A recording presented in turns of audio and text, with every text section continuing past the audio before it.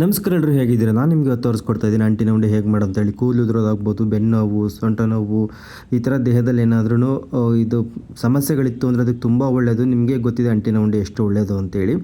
ಬನ್ನಿ ಅದನ್ನು ಹೇಗೆ ಮಾಡೋದು ಅಂತೇಳಿ ನಾನು ನಿಮಗೆ ತೋರಿಸ್ಕೊಡ್ತಾ ಇದ್ದೇನೆ. ನಾನಿಲ್ಲಿ ಒಂದು ಕೊಬ್ಬರಿನ ನೀಟಾಗಿ ಸಣ್ಣ ಸಣ್ಣ ಪೀಸಾಗಿ ಹೆಚ್ಕೊಂಡ್ಬಿಟ್ಟು ಸ್ವಲ್ಪ ತುಪ್ಪ ಹಾಕಿ ಬಾಣಲೆಗೆ ಹಾಕ್ಬಿಟ್ಟು ಹುರಿತಾ ಇದ್ದೇನೆ. ತುಂಬ ಅಂದರೆ ತುಂಬ ಒಳ್ಳೆಯದು. ಬನ್ನಿ ನೀವೇ ಹೇಳ್ತೀರಾ ಯಾರು. ಒಂದು ಬಾಣಲೆಗೆ ಹಾಕ್ಬಿಟ್ಟು 1 ಟೇಬಲ್ ಸ್ಪೂನ್ ತುಪ್ಪವನ್ನು ಹಾಕ್ಬಿಟ್ಟು ಚೆನ್ನಾಗಿ ಹುರ್ಕೊಂಡಿದ್ದೀನಿ ಸಿಮ್ಮಲ್ಲಿ ಇಟ್ಬಿಟ್ಟು. ನಾನು ಇದು ಏನು ಫುಲ್ಲು ಅಂಟಿನ ಉಂಡೆ ಏನಿದೆ ಇದು ಎಲ್ಲ ಐಟಮ್ಸನ್ನು ನಾನು ಸಿಮ್ಮಲ್ಲಿ ಇಟ್ಕೊಂಡೇ ಹುರ್ಕೊಂಡಿದ್ದೀನಿ. ಸಿಮ್ಗಿಂತ ಜಾಸ್ತಿ ಇಟ್ಕೋಬಾರ್ದು.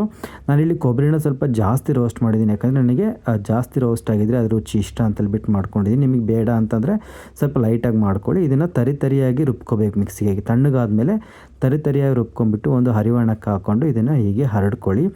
ನೆಕ್ಸ್ಟ್ ನಾನಿಲ್ಲಿ ಏನು ತೋರಿಸ್ತಾ ಇದ್ದೀನಪ್ಪ ಅಂತಂದರೆ ಸೇಮ್ ಅದೇ ಬಾಣಲೆಗೆ ನಾನು 1 ಟೇಬಲ್ ಸ್ಪೂನಷ್ಟು ತುಪ್ಪವನ್ನು ಮತ್ತೆ ಹಾಕಿ ಸಣ್ಣದಾಗಿ ಹೆಚ್ಚಿಟ್ಕೊಂಡಿರ್ತಕ್ಕಂಥ ಬಾದಾಮಿಯನ್ನು ನಾನು ಇದಕ್ಕೆ ಹಾಕಿ ನಾನು ಚೆನ್ನಾಗಿ ಅದೇ ಸಿಮ್ ಉರಿನಲ್ಲಿ ಚೆನ್ನಾಗಿ ನಾನು ಫ್ರೈ ಮಾಡ್ಕೋತಾ ಇದ್ದೀನಿ. ಎಲ್ಲವೂ ಕೂಡ ಗರಿಯಾಗಿರಬೇಕು, ಗರಂ ಅಂತಿರಬೇಕು. ಆವಾಗ ರುಚಿ ತುಂಬ ಅಂದರೆ ತುಂಬ ಚೆನ್ನಾಗಿರುತ್ತೆ. ಇದನ್ನು ನೀವು ಯಾರು ಬೇಕಾದ್ರೂ ತಿನ್ಬೋದು, ಅವರೇ ಇವರೇ ಅಂತಿಲ್ಲ, ಎಲ್ರಿಗೂ ಕೂಡ ತುಂಬ ಒಳ್ಳೆಯದಿದು. ಇದನ್ನು ಕೆಟ್ಟೋಗ್ಲಿಕ್ಕೆ ಸಾಧ್ಯನೇ ಇಲ್ಲ, ಏನು ಭಯ ಪಡಬೇಡಿ ನೀವು. ನಿಶ್ಚಿಂತೆಯಿಂದ ಎಲ್ಲ ಸಾಮಾನು ತಗೊಬಂದು ಮಾಡಿ. ನೆಕ್ಸ್ಟ್ ಅದೇ ಬಾಣಲೆಗೆ ಇನ್ನೂ ಸ್ವಲ್ಪ ತುಪ್ಪವನ್ನು ಹಾಕ್ಬಿಟ್ಟು ಗೋಡಂಬಿಯನ್ನು ಚೆನ್ನಾಗಿ ಹುರ್ಕೊಂಡಿದ್ದೀನಿ. ಅದು ಕೂಡ ಅಷ್ಟೇ ಸಣ್ಣದಾಗಿ ಹೆಚ್ಕೊಂಡಿದ್ದೀನಿ. ನಿಮ್ಗೆ ಬೇಕಾದರೆ ಸ್ವಲ್ಪ ದೊಡ್ಡದಾಗಿ ಹೆಚ್ಕೋಬೋದು, ಆದರೆ ಉಂಡೆ ಕಟ್ಟಲಿಕ್ಕೆ ಸ್ವಲ್ಪ ಕಷ್ಟ ಅನಿಸುತ್ತೆ, ಹಾಗಾಗಿ ಸ್ವಲ್ಪ ಸಣ್ಣದಾಗೆ ಹೆಚ್ಕೊಳ್ಳಿ. ನೆಕ್ಸ್ಟ್ ಅದೇ ಬಾಣಲೆಗೆ ಮತ್ತೆ ನಾನಿಲ್ಲಿ 2 ಬಟ್ಟಲು ಅಥವಾ ಅದಕ್ಕಿಂತ ಸ್ವಲ್ಪ ಜಾಸ್ತಿ ಇದ್ದರೂ ಕೂಡ ಏನು ತೊಂದರೆ ಇಲ್ಲ, ಉತ್ತುತ್ತಿಯನ್ನು ನಾನು ಸಣ್ಣದಾಗಿ ಈ ಥರ ಉದ್ದುದ್ದಕ್ಕೆ ಹೆಚ್ಚಿಬಿಟ್ಟು ಇದನ್ನು ಕೂಡ ಅಷ್ಟೇ ಫ್ರೈ ಮಾಡ್ಕೊಂಡಿದ್ದೀನಿ. ಇಲ್ಲಿ ನೋಡಿ, ಉತ್ತುತ್ತಿ ಕೂಡ ನಾವು ಮಿಕ್ಸಿನಲ್ಲಿ ಹಾಕೊಂಡ್ಬಿಟ್ಟು ತರಿಯಾಗಿ ರುಬ್ಕೋಬೇಕು. ತುಂಬ ನುಣ್ಣಗೆ ಅಲ್ಲ, ತರಿಯಾಗಿ ನಾವು ರುಬ್ಕೋಬೇಕು. ಅದನ್ನು ನಾನೆಲ್ಲ ಏನು ರುಬ್ಕೊಂಡಿದ್ದೀನಿ ಇದನ್ನೆಲ್ಲನೂ ಕೂಡ ಇದಕ್ಕೇ ಒಂದು ಹರಿವಾಣಕ್ಕೆ ಹಾಕೊಂಡ್ಬಿಟ್ಟು ಈ ಥರ ಎಲ್ಲ ಇದು ಮಾಡ್ಕೋತಾ ಇದ್ದೀನಿ. ನೋಡಿ, ನೀವು ಇದೇ ಥರ ಮಾಡ್ಕೊಳ್ಳಿ. ಎರಡೇ ರುಬ್ಬಬೇಕಾಗಿರೋದು ಇದರೊಳಗಡೆ. ಮಿಕ್ಸಿಗೆ ಹಾಕ್ಲಿಕ್ಕಿರೋದು ಒಂದು ಕೊಬ್ಬರಿ ಮತ್ತು ಇನ್ನೊಂದು ಉತ್ತುತ್ತಿ, ಎರಡನೇ. ಮತ್ತು ಅದೇ ಬಾಣಲೆಗೆ ಸ್ವಲ್ಪ ತುಪ್ಪವನ್ನು ಹಾಕ್ಬಿಟ್ಟು ದ್ರಾಕ್ಷಿಯನ್ನು ಕೂಡ ನಾನು ಸಿಮ್ಮಲ್ಲಿ ಚೆನ್ನಾಗಿ ಹುರ್ಕೊಂಡಿದ್ದೀನಿ. ಇದೇ ಥರ ಚೆನ್ನಾಗಿ ಹುರ್ಕೋಬೇಕು. ಅದು ದಪ್ಪ ಆಗುತ್ತಲ್ವ, ದಪ್ಪ ಹಾಕೋವರೆಗೂ ಚೆನ್ನಾಗಿ ಹುರ್ಕೋಬೇಕು. ನೆಕ್ಸ್ಟ್ ಆ ದ್ರಾಕ್ಷಿಯನ್ನು ನಾನು ಸೇಮ್ ಇದೇ ಹರಿವಾಣಕ್ಕೆ ಮತ್ತೆ ಹಾಕ್ತಾ ಇದ್ದೇನೆ. ಇನ್ಮೇಲೆ ಎಲ್ಲನೂ ಅಷ್ಟೇ ಹುರ್ಕೊಂಡು ಇದಕ್ಕೆ ಹಾಕೋಬೇಕು. ನೆಕ್ಸ್ಟ್ ಪಿಸ್ತಾ ಕೂಡ ನಾನು ಇದನ್ನು ಅದೇ ಸೇಮ್ ಸ್ವಲ್ಪ ತುಪ್ಪವನ್ನು ಹಾಕ್ಬಿಟ್ಟು ಚೆನ್ನಾಗಿ ಹುರ್ಕೊಂಡಿದ್ದೀನಿ. ಇದನ್ನು ಎಲ್ಲರೂ ತಿನ್ಬೋದು. ಇದು ನೋಡಿ, ಇದು ಅಳವಿ ಬೀಜ ಅಂತೇಳ್ಬಿಟ್ಟು, ಇದು ಆರೋಗ್ಯಕ್ಕೆ ಸಿಕ್ಕಾಪಟ್ಟೆ ಒಳ್ಳೆಯದು. ಇದು ಅಳವಿ ಬೀಜ ಅಂತೇಳಿದ್ರೆ ಪಾಯಸ ಕೂಡ ಮಾಡ್ತಾರೆ. ಇದು ತುಂಬ ಅಂದರೆ ತುಂಬ ಒಳ್ಳೇದು. ಬೇಕಾದ್ರೆ ನೀವು ಗೂಗಲ್ ಮಾಡಿ ನೋಡಿದ್ರೆ ಒಂದು ದೇಹಕ್ಕೆ ಎಷ್ಟೆಲ್ಲ ಲಾಭ ಇದ್ದಾವೆ ಈ ಬೀಜಗಳಿಂದ ಅಂತ ಹೇಳ್ಬಿಟ್ಟು.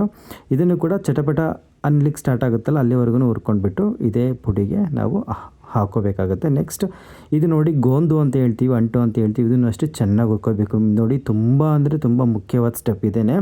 ಇದು ಸರಿಯಾಗಿ ಹುರಿದಿಲ್ಲ ಅಂತಂದರೆ ಇದು ಅಲ್ಲಿಗೆಲ್ಲ ಅಂಟ್ಕೊಳ್ಳುತ್ತೆ. ಹಾಗಾಗಿ ಇದನ್ನು ಚೆನ್ನಾಗಿ ಅದು ಹೂವಿನ ಥರ ಅರಳುತ್ತೆ, ಅಲ್ಲಿವರೆಗೂ ಕೂಡ ಅದನ್ನು ಚೆನ್ನಾಗಿ ಹುರ್ಕೋಬೇಕು. ಇಲ್ಲಾಂದರೆ ಅದು ತಿನ್ನುವಾಗ ಹಲ್ಲಿಗೆ ಅಂಟುತ್ತೆ, ಅದು ಅಷ್ಟು ಸರಿ ಅನಿಸೋದಿಲ್ಲ. ಸೊ ಹಾಗಾಗಿ ಇದನ್ನು ಮಾತ್ರ ನೀವು ಚೆನ್ನಾಗಿ ಹುರ್ಕೋಬೇಕು. ಅದು ಹಿಂಗೆ ಬೆರಳಲ್ಲಿ ಮುಟ್ಟಿದರೆ, ಕೈಯಲ್ಲಿ ಇಚ್ಕಿದ್ರೆ ಅದು ಪುಡಿ ಆಗುತ್ತೆ, ಅಂದರೆ ಅದು ಅಷ್ಟು ಥರ ಗರಿ ಆಗುತ್ತೆ. ಅಲ್ಲಿವರೆಗೂ ಅದನ್ನು ಚೆನ್ನಾಗಿ ಹುರ್ಕೋಬೇಕು. ನೆಕ್ಸ್ಟು ಕಲ್ಲಂಗಡಿ ಹಣ್ಣಿನ ಬೀಜಗಳನ್ನು ನೀವು 2 ಟೇಬಲ್ ಸ್ಪೂನ್ ಹಾಕ್ಕೊಂಡ್ರೂ ಕೂಡ ಸಾಕಾಗುತ್ತೆ. ಕುಂಬಳಕಾಯಿ ಬೀಜನೂ ಅಷ್ಟೇ 2 ಟೇಬಲ್ ಸ್ಪೂನ್ ಹಾಕ್ಕೊಂಡ್ರೆ ಸಾಕಾಗುತ್ತೆ. ಇದರಲ್ಲಿ ನಾವೇನು ಬಳಸಿದ್ದೀವಿ, ಕೆಲವೊಂದು ಐಟಮ್ಸ್ಗಳು ಹೆಚ್ಚು ಕಡಿಮೆ ಆದರೆ ಏನೂ ತೊಂದರೆ ಇಲ್ಲ, ಏನೂ ಇದಾಗಲ್ಲ. ಸೊ ಇದರಲ್ಲಿ ಜಾಸ್ತಿ ಕೊಬ್ಬರಿ ಮತ್ತು ಉತ್ತುತ್ತಿನ ಜಾಸ್ತಿ ಬಳಸಿ ಅಷ್ಟೇ. ಕುಂಬಳಕಾಯಿ ಬೀಜ ನೋಡಿ ಸೇಮ್ ಅದೇ ಥರ ನಾನು ಹುರ್ಕೋತಾ ಇದ್ದೀನಿ. ಇದಕ್ಕೇನು ತುಪ್ಪ ಹಾಕೋದೇನು ಬೇಕಲ್ಲ, ಹಾಗೆ ಕೂಡ ಹುರ್ಕೋಬೋದು. ತುಪ್ಪ ಏನು ಬೇಡ, ಆಲ್ರೆಡಿ ನಾವು ಇದಕ್ಕಾಗಲೇ ತುಂಬ ಯೂಸ್ ಮಾಡಿದ್ದೀವಲ್ವ, ಹಾಗಾಗಿ ಎಲ್ಲನೂ ಕೂಡ ಇದೇ ಥರ ಹರಿವಾಣಕ್ಕೆ ಹಾಕೋಬೇಕು. ನೋಡಿ, ಇದು ಯಾರು ಬೇಕಾದರೂ ತಿನ್ಬೋದು, ತುಂಬ ರುಚಿಯಾಗಿರುತ್ತೆ, ಆರೋಗ್ಯಕ್ಕಂತೂ ತುಂಬ ಒಳ್ಳೆಯದು, ನಿಮಗೆ ಗೊತ್ತೇ ಇದೆ. ನೆಕ್ಸ್ಟ್ ನಾನಿಲ್ಲಿ ಒಂದು 2 ರಿಂದ 3 ಟೇಬಲ್ ಸ್ಪೂನಷ್ಟು ಗಸಗಸೆನ ಕೂಡ ಹಾಗೆಯೇ ಸಿಮ್ಮಲ್ಲಿ ಇಟ್ಬಿಟ್ಟು ಚೆನ್ನಾಗಿ ಹುರ್ಕೊಂಡಿದ್ದು. ಚೆನ್ನಾಗಿ ಅಂತಂದರೆ ಅದ್ರ ಬೇಗ ಬಿಸಿ ಆಗಿಬಿಡುತ್ತಲ್ವ, ಸ್ವಲ್ಪ ಹೊತ್ತು ಒಂದು ಆ ಕಡೆ ಮಾಡಿ ಹಾಕಿದರೂ ಕೂಡ ಸಾಕಾಗುತ್ತೆ. ನೆಕ್ಸ್ಟ್ ಇಲ್ಲಿ ಲವಂಗ ಮತ್ತು ಜಾಯಿಕಾಯಿ ನೋಡಿ, ಆ ಜಾಯಿಕಾಯಿ ಇದೆಯಲ್ಲ, ಅಂದರೆ ಒಂದು ಜಾಯಿಕಾಯಿನಲ್ಲಿ ಒಂದು 1/4 ಭಾಗ ತೊಗೊಂಡಿದ್ದೀನಿ ಅಷ್ಟೇ. ಸ್ವಲ್ಪ ಬಿಸಿ ಮಾಡಿ ಅದನ್ನು ಜಸ್ಟ್ ಹಿಂಗೆ ಕುಟ್ಟಿದರೆ ಸಾಕು ಪುಡಿ ಆಗುತ್ತೆ. ಆ ಪುಡಿನ ಹಾಕಬೇಕು ಇದಕ್ಕೆ. ಜಾಯಿಕಾಯಿ ಪುಡಿ ಒಂದು ಕಾಲು ಭಾಗ ತೊಗೊಂಡಿದ್ದೀನಿ ಅಷ್ಟೇ, ಒಂದು ಕಾಯಲ್ಲಿ ಒಂದು ಕಾಲು ಭಾಗ ತೊಗೊಂಡಿದ್ದೀನಿ. ನೆಕ್ಸ್ಟ್ ನೋಡಿ ಏಲಕ್ಕಿ ಪುಡಿ ಕೂಡ ಅಷ್ಟೇ, ನಾನು ಏಲಕ್ಕಿನೂ ಕೂಡ ಕುಟ್ಟಿ ಪುಡಿ ಮಾಡಿ ಹಾಕಿದ್ದೀನಿ. ನಾನಿಲ್ಲಿ ಇದು 450 ಗ್ರಾಮ್ ಏನೋ ಬೆಲ್ಲ ಇದೆ. ಇದರಲ್ಲಿ ನಾನು ಹತ್ತತ್ರ ಒಂದು 350 ಗ್ರಾಮ್ನಷ್ಟು ಬೆಲ್ಲ ತೊಗೊಂಡಿದ್ದೀನಿ. ಸ್ವಲ್ಪ ಮಾತ್ರ ಉಳಿಸಿದ್ದೀನಿ ನೋಡಿ ಬೆಲ್ಲನ. ಇದನ್ನು ನಾವು ಒಂದೇಳೆ ಪಾಕ ಮಾಡ್ಕೋಬೇಕು. ಒಂದು ಟೀ ಕುಡಿಯೋ ಕಪ್ಪಲ್ಲಿ ಸ್ವಲ್ಪ ನೀರು ಹಾಕ್ಬೇಕು ಅಷ್ಟೇ, ಸ್ವಲ್ಪ ಅಂದರೆ ಸ್ವಲ್ಪ ನೀರು ಹಾಕಬೇಕು. ಹಾಕ್ಬಿಟ್ಟು ಅದು ಫುಲ್ಲು ಕರಗೋವರೆಗೂ ಬಿಡಬೇಕು. ಅದು ಚೆನ್ನಾಗಿ ಕರಗಿಬಿಟ್ಟು ಮಳ್ಳುತ್ತೆ. ಆ ಮಳ್ಳುವಾಗ ಏನು ಮಾಡಬೇಕಪ್ಪ ಅಂತಂದರೆ, ಇದು ನೋಡಿ ಜಾಸ್ತಿ ಟೈಮ್ ಏನು ತೊಗೊಳುತ್ತೆ ಅಂತ ಅಂದ್ಕೋಬೇಡಿ. ಒಂದು 4ರಿಂದ 5 ನಿಮಿಷದಲ್ಲಿ ಒಂದೇಳೆ ಪಾಕ ಬಂದುಬಿಡುತ್ತೆ. ಒಂದೇಳೆ ಪಾಕ ಅಂತಂದರೆ ನಾನು ಇಲ್ಲಿ ಏನು ತೋರಿಸಿದ್ದೀನಿ, ಒಂದು ಬಟ್ಲಲ್ಲಿ ನೀರು ಹಾಕಿಬಿಟ್ಟು ಈ ಥರ ಉಂಡೆ ಕಟ್ಟಿದರೆ ಉಂಡೆ ಆಗಬೇಕು. ಆ ಲೆವೆಲ್ಲಿಗೆ ಬಂದಿದೆ ಅಂತಂದರೆ ಪಾಕ ರೆಡಿ ಇದೆ ಅಂತೇಳಿ ನಮಗಿದು. ಅಥವಾ ಬೆರಳಲ್ಲಿ ಕೂಡ ಈ ಥರ ಒಂದೇಳೆ ಬರಬೇಕು. ಹಿಂಗೆ ಈ ಥರ ಇದನ್ನು ಮಾಡಿದರೆ ಒಂದೇಳೆ ಬಂತು ಅಂತಂದರೆ ಒಂದು ಪಾಕ ರೆಡಿಯಾಗಿದೆ ಅಂತೇಳಿ.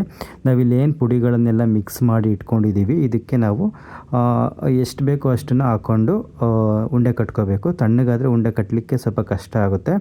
ಹಾಗಾಗಿ ನೀವೇನು ಬಿಸಿ ಅದನ್ನು ಕೈಯಿಂದ ಮುಟ್ಬಿಡಿ ಹಾಕಿದ ತಕ್ಷಣ, ಯಾಕಂದರೆ ತುಂಬ ಬಿಸಿ ಇರುತ್ತೆ. ಈಗೆಲ್ಲ ಕಲಿಸ್ಕೊಂಡು ಆದಮೇಲೆ ಸ್ವಲ್ಪ ತಣ್ಣಗಾದಮೇಲೆ ನೀವು ಇದನ್ನು ಕಲಿಸ್ಬಿಟ್ಟು ಆವಾಗ ಉಂಡೆ ಕಟ್ಟಲಿಕ್ಕೆ ಸ್ಟಾರ್ಟ್ ಮಾಡಿ. ನಾನಿಲ್ಲಿ ಏನು ಮಾಡಿದ್ದೀನಪ್ಪ ಅಂತಂದರೆ, ಸ್ವಲ್ಪ ಉಂಡೆಗಳನ್ನು ಮೀಡಿಯಮ್ ಸ್ವೀಟ್ ಮಾಡಿದ್ದೀನಿ, ಇನ್ನೂ ಸ್ವಲ್ಪ ಉಂಡೆಗಳನ್ನು ಜಾಸ್ತಿ ಸ್ವೀಟ್ ಮಾಡ್ಕೊಂಡಿದ್ದೀನಿ. ಬಿಸಿ ಇದ್ದಂಗೆಲ್ಲ ಉಂಡೆಗಳನ್ನು ಕಟ್ಕೋಬೇಕಿದ್ದು. ತಣ್ಣಗಾದ್ಮೇಲೆ ಸ್ವಲ್ಪ ಕಷ್ಟ ಆಗುತ್ತೆ ನಿಮಗೆ. ಉಂಡೆ ಕಟ್ಟೋದು ಸ್ವಲ್ಪ ಏನಾದರೂ ತಣ್ಣಗಾಯಿತು ಅಂತಂದರೆ ಪಾಕ ಇರುತ್ತಲ್ವ, ಅದನ್ನೇ ಮತ್ತೆ ಬಳಸ್ಕೊಳ್ಳಿ. ಪಾಕನೂ ಕೂಡ ಏನಾದರೂ ತಣ್ಣಗೆ ಆಗಿತ್ತು ಅಂತಂದರೆ ಮತ್ತೆ ಸ್ವಲ್ಪ ಬಿಸಿ ಮಾಡ್ಕೊಳ್ಳಿ, ಏನು ತೊಂದರೆ ಇಲ್ಲ. ಈ ಥರ ನಿಮಗೆ ಯಾವ ಒಂದು ಸೈಜ್ಗೆ ಉಂಡೆಗಳು ಬೇಕೋ ಆ ಒಂದು ಸೈಜ್ಗೆ ಉಂಡೆಗಳನ್ನು ಕಟ್ಟಿ. ತುಂಬ ಚೆನ್ನಾಗಿರುತ್ತೆ ಇದು. ಒಂದಲ್ಲ ಎರಡಲ್ಲ ಇದ್ರದ್ದು ಉಪಯೋಗಗಳು. ಕೂದಲು ಉದುರ್ತಾ ಇದ್ದರೆ ಅಥವಾ ಏನು ಸೊಂಟ ನೋವಿತ್ತು ಅಂತಂದರೆ, ಕೀಲು ನೋವಿತ್ತು ಅಂತಂದರೆ, ಮೂಳೆಗಳು ಕೂಡ ತುಂಬ ಒಳ್ಳೆಯದು. ಚಳಿಗಾಲದಲ್ಲಿ ತಿನ್ನೋದ್ರಿಂದ ನೆಗಡಿ, ಕೆಮ್ಮು ಈ ಥರದವೆಲ್ಲ ಬರೋದಿಲ್ಲ. ಆಮೇಲೆ ಹೃದ್ರೋಗಿಗಳಿಗೂ ಕೂಡ ತುಂಬ ಒಳ್ಳೆಯದು ಅಂತ ಹೇಳ್ತಾರೆ. ಇದೆಲ್ಲ ನಾನು ಹೇಳ್ತಾ ಇಲ್ಲ, ನಮ್ಮ ಹಿರಿಯರು ಹೇಳಿರೋದು ಇದೆಲ್ಲ. ಹಾಗಾಗಿ ನಿಮಗೂ ಕೂಡ ಹೊರಗಡೆ ಸಿಗುತ್ತೆ ರೆಡಿಮೇಡು. ಆದರೆ ನಾವು ನಮ್ಮ ಮನೆಯವರಿಗಾಗಿ, ನಮಗಾಗಿ ನಾವು ಪ್ರೀತಿಯಿಂದ ಮಾಡಿ ಏನು ಕೊಡ್ತೀವಲ್ವ, ಅದನ್ನು ನಾವು ಕೂಡ ತಿಂತೀವಲ್ವ, ಅದರ ಸಂತೋಷವೇ ಬೇರೆ. ನೋಡಿ, ಈ ಥರ ನಿಮ್ಗೆ ಯಾವ ಸೈಜಿಗೆ ಬೇಕೋ ಆ ಸೈಜಿಗೆ ಉಂಡೆಗಳನ್ನು ಮಾಡಿಕೊಂಡು ನೀವು ತಿನ್ನಿ, ನಿಮ್ಮ ಮನೆಯವ್ರಿಗೂ ಕೂಡ ತಿನ್ನೋಕ್ಕೆ ಕೊಡಿ. ನಿಮಗೆ ಏನಾದರೂ ಈ ರೆಸಿಪಿ ಇಷ್ಟ ಆಗಿತ್ತು ಅಂತಂದರೆ ಹೇಗಾಯಿತು ಅಂತೇಳಿ ನೀವು ಕೂಡ ಟ್ರೈ ಮಾಡಿ ನನಗೆ ಹೇಳಿ. ತುಂಬ ಚೆನ್ನಾಗಿರುತ್ತೆ ಇದು. ನೀವು ಒಂದು ಸಲ ಮಾಡಿ ನಿಮಗೆ ಭಯ ಅನಿಸ್ಬೋದು, ಇಷ್ಟೆಲ್ಲ ಕಾಸ್ಟ್ಲಿ ಐಟಮ್ಸು ಇದೆಲ್ಲ ತಂದುಬಿಟ್ಟು ಫೇಲ್ ಆದರೆ ಏನು ಮಾಡೋದು, ಕೆಟ್ಟೋಗ್ಲಿಕ್ಕೆ ಸಾಧ್ಯನೇ ಇಲ್ಲ ಅದು, ಆಯಿತಾ. ಕೆಟ್ಟೋಗ್ಲಿಕ್ಕೆ ಸಾಧ್ಯನೇ ಇಲ್ಲ, ಆರಾಮಾಗಿ ಬರುತ್ತೆ. ಇದರಲ್ಲಿ ಏನಪ್ಪ ಅಂತಂದರೆ ಹುರ್ಕೊಳ್ಳೋದು ಸ್ವಲ್ಪ ತಲೆನೋವು ಅಂತಂದರೆ, ಅದು ಬಿಟ್ಟರೆ ಏನಿಲ್ಲ, ನೀವು ಈಸಿಯಾಗಿ ಮಾಡ್ತೀರಾ, ಎಲ್ರಿಗೂ ಕೂಡ ಈಸಿಯಾಗಿ ಬರುತ್ತೆ ಇದು. ಸೊ ಹಾಗಾಗಿ ಏನು ಭಯ ಬೇಡ, ನೀವು ತಂದುಬಿಟ್ಟು ಮಾಡಿ ತಿನ್ನಿ. ವರ್ಷಕ್ಕೊಂದು ಟೈಮ್ ಈ ಥರ ಮಾಡ್ಕೊಂಡು ತಿನ್ನೋದ್ರಿಂದ ಆರೋಗ್ಯಕ್ಕೆ ತುಂಬ ಒಳ್ಳೆಯದು. ಅನ್ಕೋತೀವಿ ಎಲ್ಲ ಐಟಮ್ಸು ತುಂಬ ಕಾಸ್ಟ್ಲಿ, ಇಷ್ಟೊಂದು ಕಾಸ್ಟ್ಲಿ ಎಲ್ಲ ಯಾಕೆ ಅಂತೇಳಿ. ಯಾರಿಗೂ ಎಷ್ಟೆಷ್ಟು ದುಡ್ಡು ಕೊಟ್ಟು ಕಳ್ಕೊಂಡಿರ್ತೀವಂತೆ, ವಾಪಸ್ ಬಂದಿರಲ್ಲ, ಉಂಡೆನಾಮ ಆಗಿರುತ್ತೆ ಅಲ್ವಾ. ನಮ್ಮ ಹೊಟ್ಟೆಗೆ ನಮ್ಮ ಮಕ್ಕಳು, ನಮ್ಮ ಮನೆಯವ್ರು ತಿನ್ನಲಿಕ್ಕೆ ಯಾಕೆ ಯೋಚನೆ ಮಾಡಬೇಕು ಹೇಳಿ ಅಲ್ವಾ. ಏನಾದ್ರು ತಪ್ಪು ಹೇಳಿದ್ರೆ ದಯವಿಟ್ಟು ಕ್ಷಮಿಸಿ, ನಾನೊಂದು ಉದಾಹರಣೆ ಕೊಟ್ಟೆ ಅಷ್ಟೇ. ಸೊ ಹಾಗಾಗಿ ನಾವು ಈ ಥರ ಮಾಡ್ಕೊಂಡು ತಿನ್ನೋದ್ರಿಂದ ನಮಗೇನೆ ಒಳ್ಳೆಯದಾಗುತ್ತಲ್ವ, ನಮ್ಮ ದೇಹಕ್ಕೆ ಒಳ್ಳೆಯದು. ಹಾಗಾಗಿ ನಾನು ಹೇಳಿದೆ ಅಷ್ಟೇ. ಓಕೆ, ನೀವು ಇದುವರೆಗೂ ನನ್ನ ವಿಡಿಯೋವನ್ನು ನೋಡಿದ್ದಕ್ಕಾಗಿ ತುಂಬ ತುಂಬ ತುಂಬ ಧನ್ಯವಾದಗಳು. ಹೀಗೆ ನಮ್ಮ ಚಾನಲ್ಗೆ ಸಪೋರ್ಟ್ ಮಾಡ್ತಾಯಿರಿ ಅಂತ ಹೇಳ್ತಾ, ಮುಂದಿನ ಒಂದು ಆರೋಗ್ಯಕರ ರೆಸಿಪಿಯೊಂದಿಗೆ ನಾನು ನಿಮ್ಮನ್ನು ಭೇಟಿ ಆಗ್ತೀನಿ. ಎಲ್ಲರಿಗೂ ಕೂಡ ಧನ್ಯವಾದಗಳು.